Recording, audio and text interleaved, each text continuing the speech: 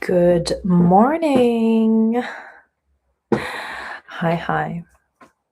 Coming to you with another live for today.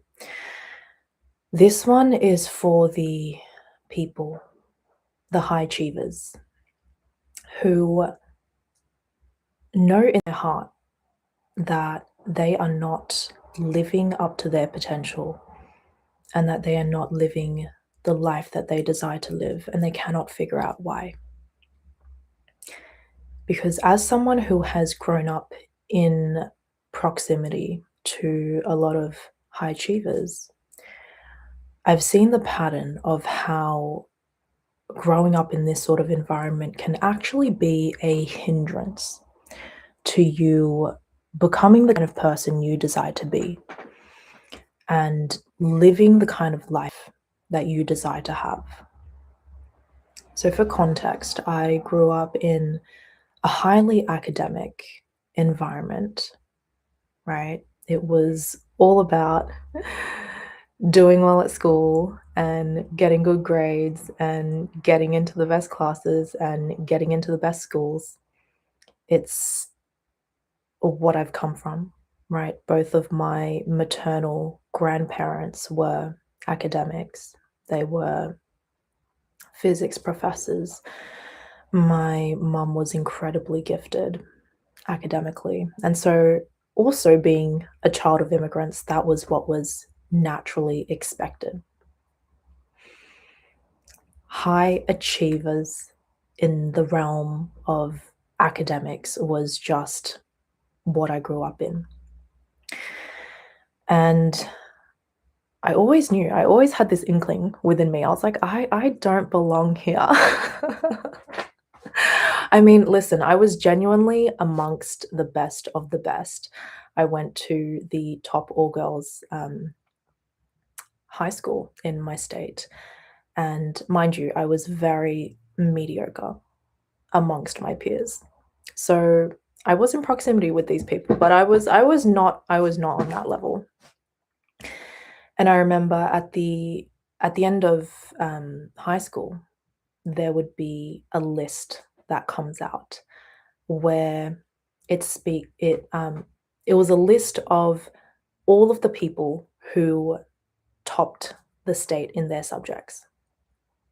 And it was so normal, for people like me to go through the list and you'd be like, okay, yep, person who topped English, yep, that's my friend. Person who topped maths, yep, that's my friend. Uh-huh, yep, that's my classmate.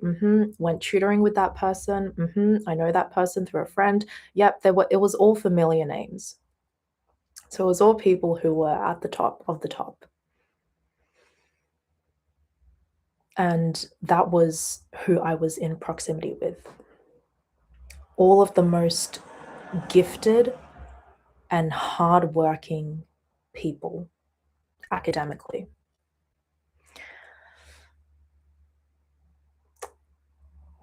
But despite that, I had this knowing within myself that the people around me did not possess the type of excellence that I was intrigued by.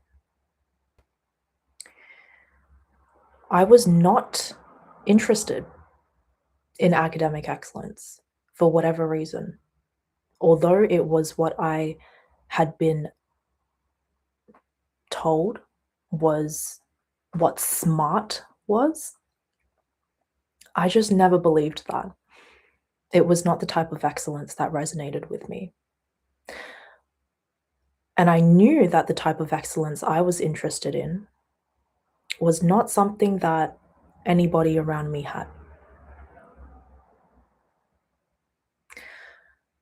I was interested in people who had this essence of personal power. You could just feel it emanating from them. And who walk through the world with excellence of character. That was what I was interested in. But I didn't have the vocabulary for it at the time, and I didn't really know how to articulate it or what to make of it. So I did the thing, got through high school, went to uni, all the while thinking, "Oh my goodness, there has to be more to life than this." Like, seriously? I went through uni being like, "This seriously cannot be it. Like, please. Like, no." And I remember one day being at uni and, one of my good friends at the time actually was saying how she loved this, career because she knew exactly what every single day of the rest of her life was going to look like. And as soon as I heard that, I was like, my stomach dropped. I was like, I'm in the wrong place. This cannot be all there is to life." But I also don't know what's out there because these are the strict confines that I have grown up in my whole life. You either become a doctor, right? A specialist, or we had people, who were investment bankers, engineers, lawyers, all of that typical child of immigrants pathway. That was all I knew. And I knew in my soul that there was something more out there, but I had no idea what. So in my fourth year of my degree, I decided to quit. And everybody was like, "What are you doing?" I mean, honestly, I was like, "What am I doing?" But I decided to quit not because I couldn't have finished the degree and figured it out along the way. I very well was aware that that was an option. But I decided to quit because I knew that the longer I spent in proximity with people, good people, by the way, but people who had such a different orientation to life than I did, the greater the likelihood that the fire within would die. And that is when I decided, you know what? I have no idea what the fuck I'm doing, but I need to go now. I need to go now, jump now when the risk is honestly at the lowest that it will ever be in my life. And I promised myself, I said, even if it takes me 10 years to figure out where the heck I'm even meant to go, just to figure out the right direction, I'm going to do it because there has to be more to life than this.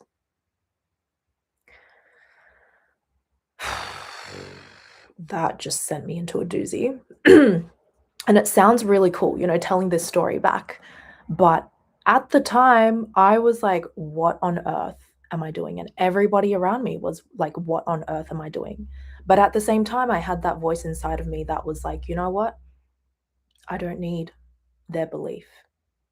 Something within me believes in me, even if they don't believe in me. Hi, I'm just seeing all of you who have joined. I love the way you communicate. Oh, thank you so much. Oh, hi, Sean. Hi, hi, hi. I love going live. This is so fun. Okay, back to the story. So, yeah, I was like, what the heck am I doing? But that fire within and that promise that I made to myself is what got me through all of these years. Because there was that thread, excellence of character. That's what I was interested in. And I knew that was a choice every single day in the big decisions I was making, like choosing to quit and forge whatever path blindly. And it's also in the small choices that you make every day, how you interact with people, how you amend situations where you know, kind of fucked up.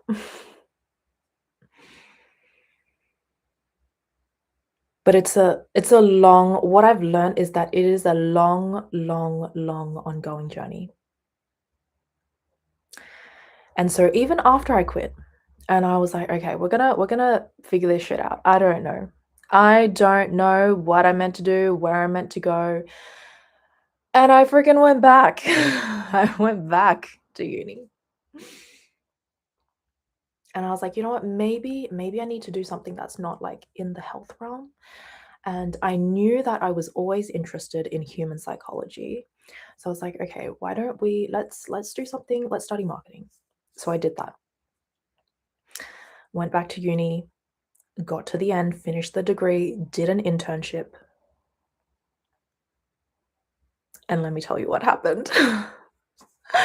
I was at this internship at this big company, and, it was supposedly very cool. Like, we were visiting, like, the Facebook headquarters, and I remember we went to Snapchat, and we went to all of, the really cool buildings and places and talked to people who were doing so-called incredible things. Oh my gosh, and I remember the free food, and the snacks at Facebook. Um, that was like, "Whoa, cool," right? But there was also a part of me that was like, "No, this is, like, so not the vibe. This is so not the vibe." But the thing that really hit home for me was when one day I was sitting with my team that I had been allocated to, and our team leader was this lady from the UK, and she was telling us how her parents had come to visit her for, I think it was 2 weeks, and they were in the last few days of their visit. And she said, "Yeah, last night they came and spoke to me, and they said, we've been here for almost 2 weeks, and we're about to head home. We've barely seen anything of you because you're either at work or when you're at home, you're working on your laptop until, like, 11 p.m. And, you barely even see your kid as well."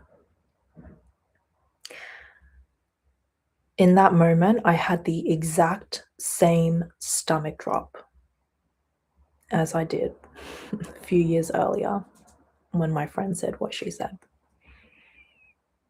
And I was like, "No, this is not going to be my life. I already know the kind of parent that I want to be, and that is not it."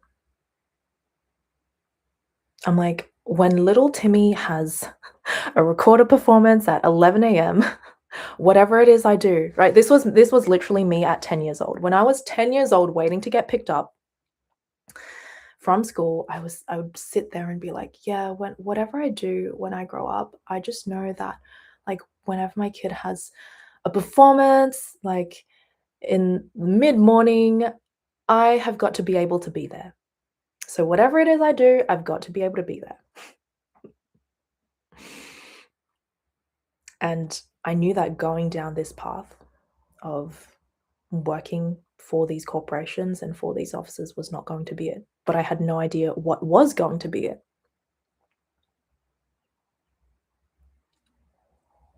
And I think that is really the fork in the road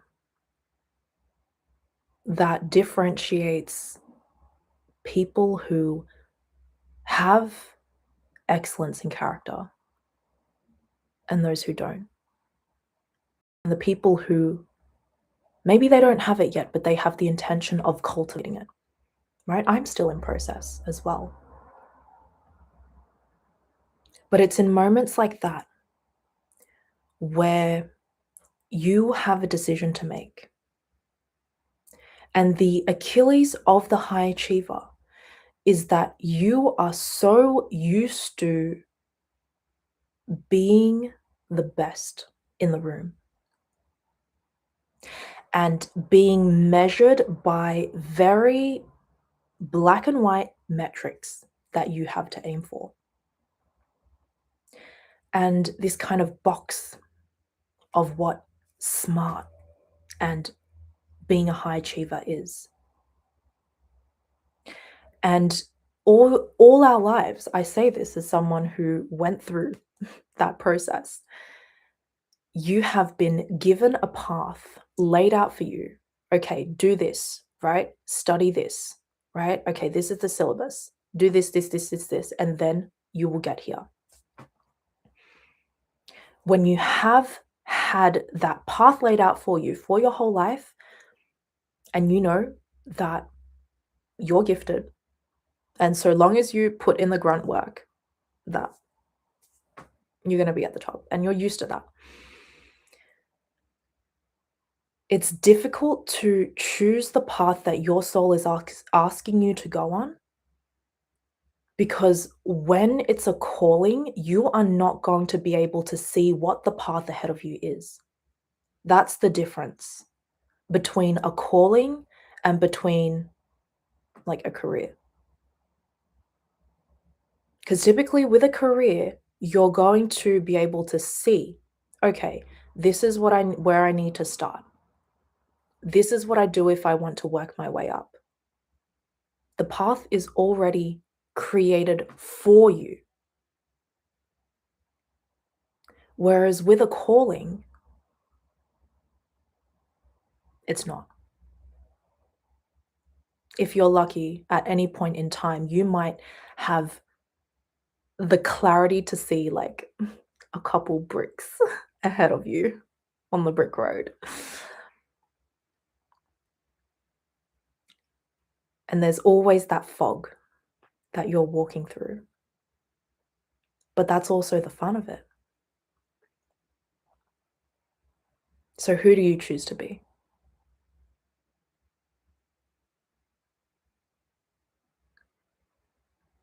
Sit with that for a moment. Hi, everyone who's joined. Sophia, Anna, Watono, Andy, Marest. Hi.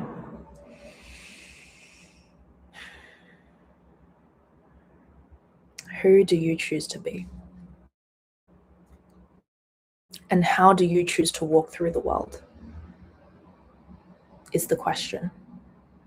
When you do not have the path laid out clearly in front of you, are you going to stick by it because you made a promise to yourself that you will? Or are you going to let fear dominate your life? Fear or courage? Which do you live by more often? And I'm not saying that you have to choose courage every single time. That's not realistic. We're all human. I think Roger Federer said that he won 50% of his matches. 50%. And he's one of the greatest tennis players of all time. So I think if you choose the path of courage 50% of the time, to go on the path where you don't know where it leads, but your soul is calling you to go 50% of the time, you're doing pretty freaking good. And this is the philosophy that I live by, that I want to leave you with. Everything that you are asking for with your soul is already there. The success is already there. The love is already there. The relationships are already there. The beautiful life and family that you envision for yourself is already there. You don't need to worry about it being there or not being there. It's already there. The real question is, who are you being on the journey to getting there? Because the quality of who you are is going to directly correlate with the quality of what you receive.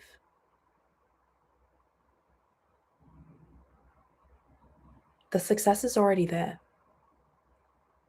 So long as you keep walking the path, the success is already there. But what is the success going to look like and feel like? That depends on who you're being. What do I mean by that? If you walk the path and you say, I need it to happen within this amount of time and it needs to look like this, otherwise, I'm not going to appear successful.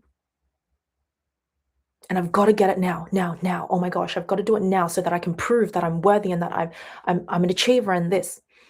And you walk through life with that level of unclean urgency and desperation, you'll get the success. But it's going to feel exactly like that. You're going to be stressed. You're not going to be happy. You're probably going to be like, oh my gosh, I got to keep doing more so that I'm not going to lose this. And I've got to keep, you're not going to enjoy it.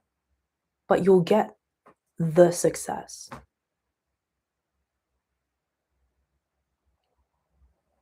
If you want a relationship and you say, I'm this age, so I better find someone to settle down with, right? Or even worse, you're like, oh, I guess I've been with this person for this many years, so, I guess it makes sense, even though it's like dead between you. The quality of who you are before you have the relationship is going to determine the quality of what the relationship you call into your life is. So if you're in a state of desperation and urgency and feeling like you are not complete or worthy without that relationship, then you are going to call in a relationship exactly of that caliber. That is going to be nowhere near the level and the depth of love that your soul truly desires to experience. You're going to call in someone who equally is like, oh, well, yeah, I guess I better do this because, it's time. Is that really the kind of love you want to call into your life? And I'm not saying that you should be ashamed of yourself for having natural human thoughts, right? The mind and the ego, I get it, they care. But the soul knows. The soul always knows. And I thank God. I freaking thank God for giving me the blessing of having my 20s. I really feel like my 20s has been the era of me, where it's been the era of investing in myself, investing in my mind, in my heart, in my soul, and really the era of building that strong internal infrastructure that has the capacity to hold everything that is going to come. And I had this thought the other day. I was like, oh my gosh, my 20s have been for me and my 30s are going to be for we. I'm like, so cheesy. But that's how I really feel. And you know what? Your story may look different. Maybe you built the external stuff first and you realize that the internal infrastructure is shaky and now you're going on an opposite path. It doesn't matter. The details don't matter. You're here because something resonates with you with this story and activates something within you, right? So allow your mind and your ego to have their worries, but always at the end of the day, reconnect with your soul. Every single time I'm like, oh my gosh, well, let me have some fun before I'm locked down. yeah, God yeets that person out of my life, like, immediately. And I'm like, "Okay, okay." Right, like, kind of annoying, but also, "You do your thing. You do your thing. Okay, I trust you. I trust you. And if you desire for me to be a nun in this era of my life, fine." Fine, because I know that what you have cooking up for me is going to be out of this world.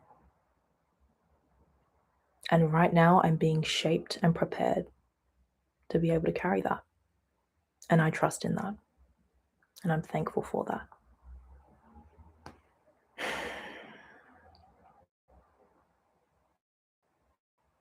I'm thinking of something my dear friend Estacia said to me yesterday as we were chatting. And it was like the best compliment ever, which I don't think she intended as one. But she said, "You know, if we were in a war, right, which is real for many people around the world right now. But she was saying it as a hypothetical. If we were getting bombed and, you know, in a war and we were running away and I tripped and like fell into a well or something." She said, "Aside from my partner, I fully trust that you would come back and get me out of that well. That's the level of trust I have in our friendship and in your character." And I was like,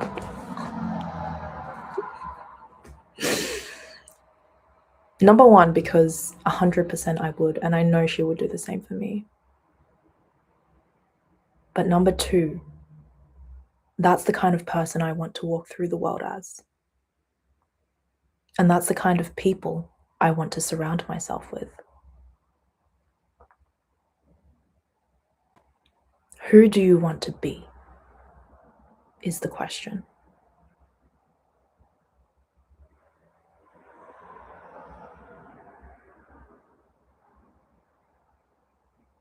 Who do you want to be? And allow that to shape your character and your decisions and how you walk through life. Instead of being so attached to this tiny little box of what excellence means that you have been taught growing up, being a high achiever, always being at the top.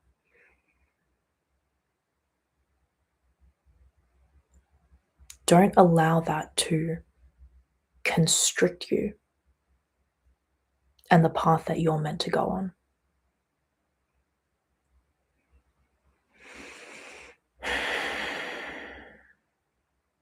Thank you, everyone who has joined. I'm seeing all these new names. Oh, hi, Ray. Long time no chat. Hi, everyone. Hi, Mira. Hi, Sahab. Hi, Amlin. All right.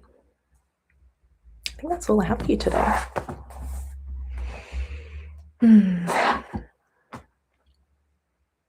I love these lives. I really do. And I think you can feel that I'm completely uprooting the way that I do things on here. And I think even me, like a year ago, would have been like, gosh, what are you doing? You know, you've done this and built this, all of this, doing things this certain way. And are you just going to like throw all of that away and do? Yes. Yes, I am. Because I choose to be the kind of person who trusts that every experience is refinement. So don't fear burning it all down. Know that if you can do it once, you can do it twice, you can do it 3 times. But the third time, you're probably not going to want to do it the way you did it the first time. because you know better. You've learnt certain lessons. You've gone through refinement.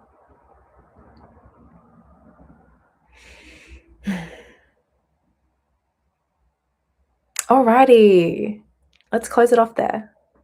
Thank you so much to everyone who has joined today, and I'm going to catch you in the next live. Have an amazing day. Mwah.